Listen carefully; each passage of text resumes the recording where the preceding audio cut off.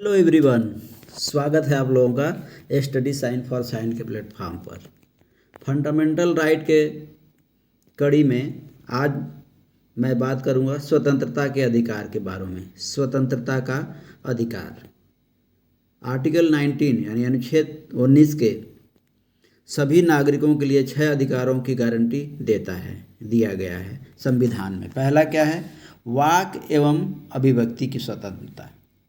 शांतिपूर्ण और निरायुध सम्मेलन का अधिकार तीसरा है संगम या संघ बनाने का अधिकार। चौथा है फोर्थ इज वन भारत के राज्य क्षेत्र में सर्वत्र अबाध संचरण का अधिकार। पांचवा है भारत के राज्य क्षेत्र में किसी भी भाग में निर्बाध घूमने और बस जाने या निवास करने का अधिकार।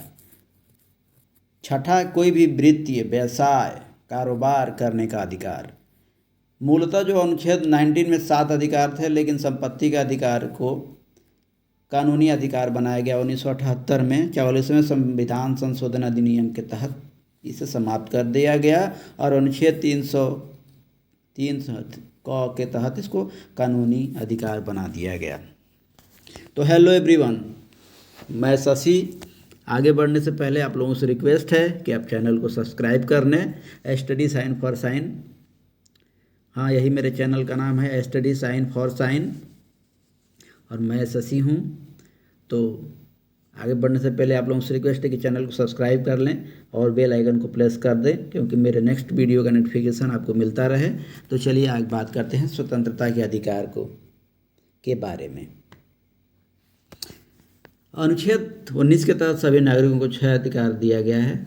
अभिव्यक्ति की स्वतंत्रता, शांतिपूर्ण और निरायुध सम्मेलन का अधिकार, संगम या संघ बनाने का अधिकार, भारत के राज्य क्षेत्र में सर्वत्र अबाध संचरण करने का अधिकार, भारत के राज्य क्षेत्र के किसी भाग में घूमने का अधिकार या बस जाने का अधिकार, और छठा है कोई भी वृत्ति व्यापार या कारोबार करने का अधिकार। तो इन अधिकारों की रक्षा कौन करता है? उच्च न्यायालय और उच्चतम न्यायालय। बारे में थोड़ा विस्तार से डिस्कस करते हैं। पहला क्या है? वाक एवं अभिव्यक्ति की स्वतंत्रता। प्रत्येक नागरिक को जो अभिव्यक्ति दर्शाने, मत देने, विश्वास एवं अभियोग लगाने की मौखिक, लिखित, छिपे हुए मामलों की स्वतंत्रता देता है।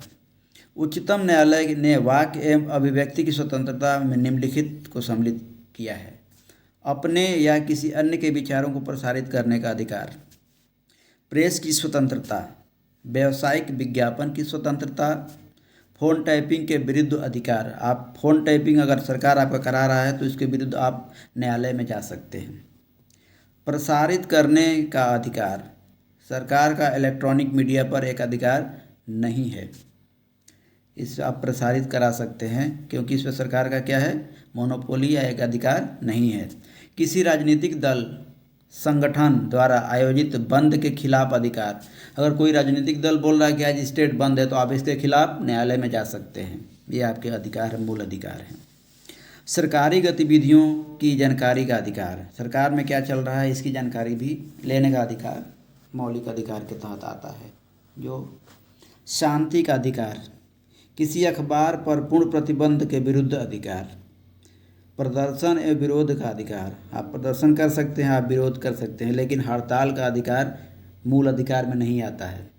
ये आप नोट डाउन कर सकते हैं वीडियो को पॉज करके कि जो हड़ताल का अधिकार है ये मूल अधिकार के अंतर्गत नहीं आता है। राज्य वाक एवं व्यक्ति की स्वतंत्रता पर उचित प्रतिबंध लगा सकता है। ये जो सारे अपने जो वाक अभिव्यक्ति की स्वतंत्रता है ना, इस पे राज्य क्या है? उचित प्रतिबंध लगा सकता है। अगर कंडीशन क्या क्या है? भारत की एकता एवं संप्रभुता को अगर नुकसानी होती है आपसे तो लगा सकता है। राज्य की सुरक्षा, विदेशी राज्यों से मित्रवत संबंध, सार्वजनिक आदेश, नैतिकता की स्थापना, न्यायालय की अवमानना हो रहा है तो भी इस पे रोक लग सकती है। दूसरा इसमें क्या था? शांतिपूर्ण और निरायुध सम्मेलन का अधिकार ना, किसी भी नागरिक को बिना हथियार और शांतिपूर्ण संगठित होने का अधिकार है। इसमें शामिल है सार्वजनिक बैठकों में भाग लेने, प्रदर्शन करने का अधिकार। इस स्वतंत्रता का उपयोग केवल सार्वजनिक भूमि पर बिना हथियार के किया जा सकता है। किसी निजी भूमि पर नहीं कर सकते आप। यह व्यवस्था हिंसा, अव्यवस्था, गलत संगठन एवं सार्वजनिक शांति में भंग के लिए नहीं है। इस अधिकार में हड़ताल का अधिकार शामिल नहीं है। राज्य संगठित होने के अधिकार पर 2 आधारों पर प्रतिबंध लगा सकता है। भारत की एकता, अखंडता एवं सार्वजनिक आदेश में यातायात नियंत्रण अगर बाधित होता है फिर भी उसको लिए रोक सकता है। आपराधिक व्यवस्था की धारा 44 1973 भारतीय दंड संहिता की धारा 141 के तहत 5 या उससे अधिक लोगों का गैर कानूनी हो सकता है। आगे वाला है संगम या संघ बनाने का अधिकार। तो सभी नागरिकों को सभा, संघ अथवा सरकारी समितियां गठित करने का अधिकार होता है। इसमें कुछ उपवाद हैं। उच्चतम न्यायालय ने व्यवस्था दी कि श्रम संगठनों को मोल भाव करने, हड़ताल करने, तालाबंदी करने का कोई अधिकार नहीं है। हड़ताल के अधिकार को उपयुक्त औद्योगिक कानून के तहत नियंत्रित किया जा सकता है।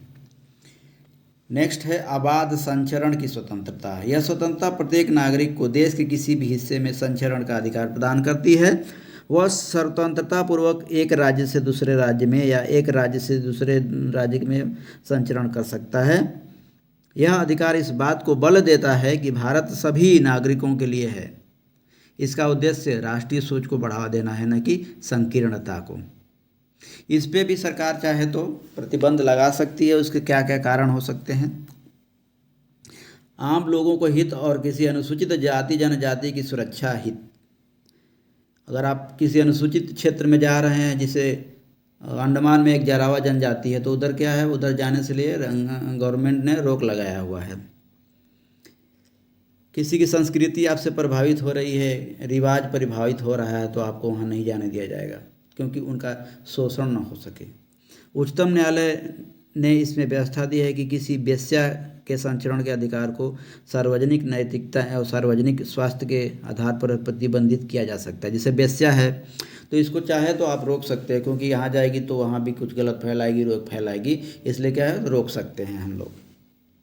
बम्बई उच्च न्यायालय ने एड्स पीड़ित व्यक्ति के संचरण पर भी प्रतिबंध को वैध बताया है। बॉम्बे उच्च न्यायालय ने। संचरण की स्वतंत्रता के 2 भाग हैं, आंतरिक देश में निर्बाध और बाह्य देश के बाहर घूमने का अधिकार। देश में वापस आने का अधिकार अनुच्छेद 19 मात्र पहले भाग की रक्षा करता है। दूसरे भाग अनुच्छेद 21 प्राण और दैहिक स्वतंत्रता का अधिकार व्याख्यात करता है। देश में आने का अधिकार जो है वो अनुच्छेद 21 के तहत जो अपना है प्राण और दैहिक स्वतंत्रता का अधिकार के तहत व्याख्यात किया गया है। निवास का अधिकार, हर नागरिक को देश के किसी भी हिस्से में बसने का अधिकार है। इसके 2 भाग हैं।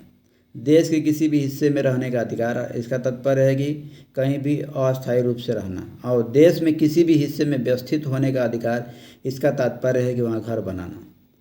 तो राज्य इसकी अधिकार पर उचित प्रतिबंध 2 आधारों पर लगा सकता है, विशेष रूप से आम लोगों के हित में और अनुसूचित जनजाति के हित में लगाया जा सकता है। उच्चतम न्यायालय ने कुछ क्षेत्रों के लोगों में घूमने पर प्रतिबंध लगाया, जैसे वेश्या या पेशेवर अपराधी को। व्यवसाय आदि की स्वतंत्रता, सभी नागरिकों को किसी भी व्यवसाय को करने, पेशा अपनाने एवं व्यापार शुरू करने का अधिकार दिया गया है।